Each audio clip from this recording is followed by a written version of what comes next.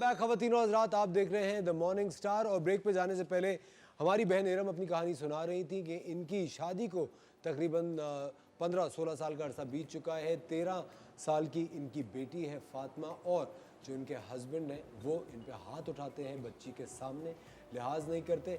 हमने अपने इनसे नंबर लिया और इनके हस्बैंड को नहीं मालूम था कि ये लोग यहाँ पे मौजूद हैं। हमने इनके हस्बैंड को इनवाइट किया शो पे।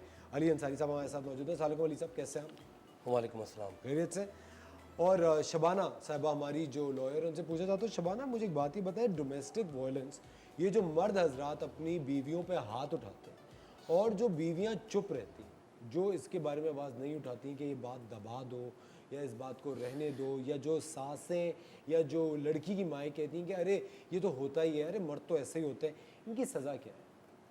इनकी सज़ा अभी 2020 में एक कौमी असम्बली में बिल पेश हुआ था जिसमें ये डोमेस्टिक वायलेंस की बात की गई है।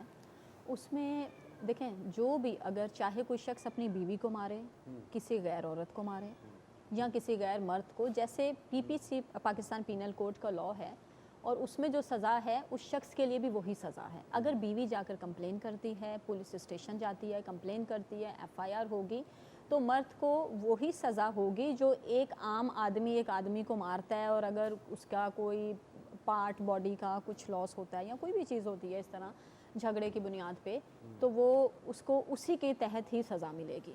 लेकिन अभी मिनिमम जो बिल में बात की गई है, मिनिमम जो सज़ा होती है वो 3 मंथ्स की होगी और मैक्सिमम 3 इयर्स की पनिशमेंट होती है। और पनिशमेंट भी आपको कैद होगी, इम्प्रिजनमेंट कहते हैं। ठीक है। और 3 महीने की मिनिमम 3 to 6 मंथ्स और है। मैक्सिमम 3 इयर्स की है। ठीक है। और उसके अलावा आपके ऊपर फ़ाइन भी होता है। ठीक है। तो वो अगर आपने उसको साथ ज़्यादती की है, जैसे टाउंट करते हैं, इस तरह की चीज़ें हैं, तो 20,000 से लेके 1 लाख तक का आपको जुर्माना भी देना पड़ता है। ठीक है, हम अली भाई की तरफ आते हैं। अली भाई, आप मुझे एक बात बताएं, आप इन पे क्यों हाथ उठाते हैं? वजह क्या है? क्या वजह है? मतलब देखिए, मैंने बहुत सारी बातें आप लोगों की सुनी खामोश होके, इसलिए कि मुझे जब आप लोगों ने कॉल किया और यहाँ बुलाया, मेरे वहमो गुमान में नहीं था कि यहाँ पे ये सारी चीज़ें चल रही हैं, पहली बात। दूसरी बात, जो पॉइंट आउट है, ये घर से निकली मुझे कुछ और कह के और आके बैठी हैं ऐसी जगह पे जहाँ पर हमें दुनिया देख रही है। जी। क्या एक मर्द ये बर्दाश्त कर सकता है?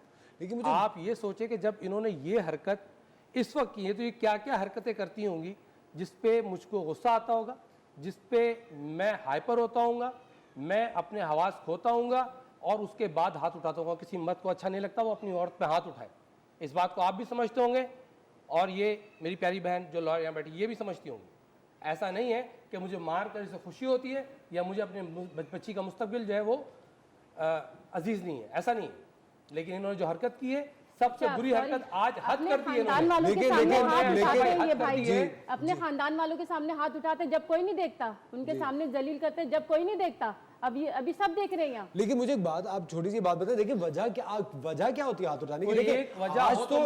देखिए आज तो हमें इरम ने हमसे राब्ता किया सिर्फ इस वजह से कह लेंगे कि मेरी बस हो चुकी है, आप छोटी बच्ची पे हाथ उठाना शुरू हो गए।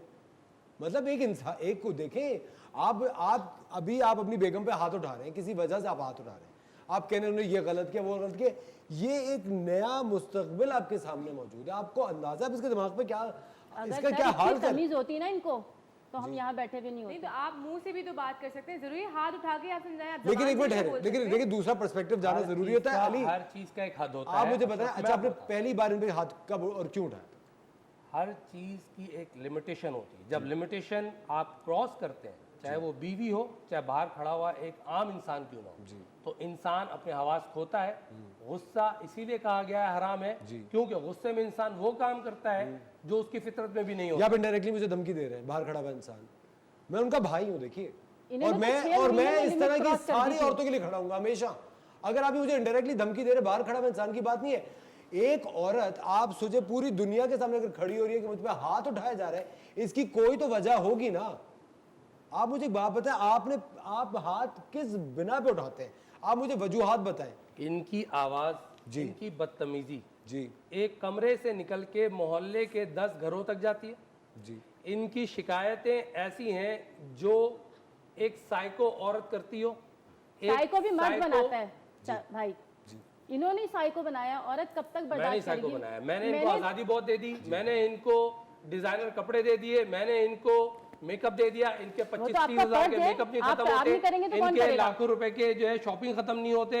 मैं दिन रात मेहनत करके आता हूँ, उल्टा ये मेरी बेटी को मेरे खिलाफ वरगलाती है कि तुम्हारा बाप एक अच्छा इंसान नहीं है, बद किरदार इंसान है। ये आप बताएं, ये कौन सा बाप बर्दाश्त करेगा? यहाँ पे चल रहा है जो कि डोमेस्टिक वायलेंस का मसला है। शबाना, अभी तक आपने जितना इनका प्रॉब्लम देखा या सुना, आपके ख्याल से गलती कहाँ है और किसकी और क्यों है? देखें, अभी जैसे ये कह रहे हैं कि ये इनका कहना नहीं मानती हैं, इनको बताए बगैर चीज़ें करती हैं, तो मैं क्योंकि देखें, अगर हम बात करते हैं कि लॉ ये कहता है, लॉ ये कहता है, तो फिर तो घर नहीं बसते।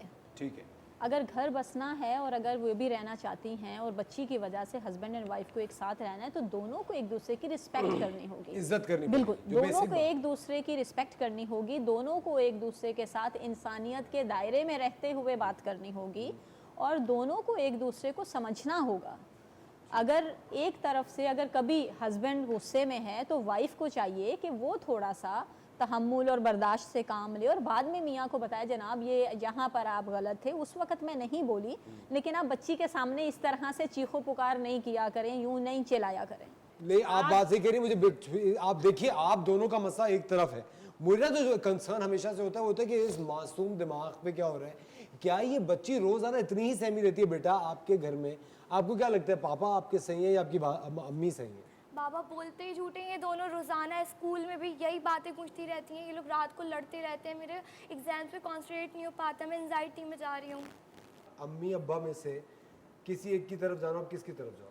मुझे किसी की तरफ नहीं जाना, मैं चाहती हूँ कि जैसे मेरे फ्रेंड्स के पेरेंट्स हैं वैसे ये सब हो। हमारे घर पे कुछ भी होता है, जैसे ईद वगैरह, तो हम लोग कहीं पे नहीं जाते, नानू के यहाँ भी कुछ होता है तो बाबा जाने नहीं देते। मैं चाहती हूँ सब मिल के रहें। मेरे भाई वही बशक इनका। एक मिनट, नानू क्या क्यों नहीं जाने देते? पता नहीं, बाबा मम्मा को कहीं पे भी नहीं जाने देते। अच्छा, बाबा आपके लिए कभी तोहफा लाते हैं कुछ? नहीं। हाँ, ख़वातीनो हज़रात, एक बहुत ज़रूरी बात है, आप अपने घर के जो मसले हैं उनमें से खुदारा इस मासूम बच्चे को बाहर रखें।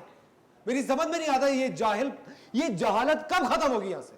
ये छोटी बच्ची को देखें, इसका क्या मुस्तकबिल होगा? कल को तो वो अपनी ससुराल में क्या करेगी और उसके साथ उसके ससुराल वाले क्या करेंगे? ये तो सोचें आप।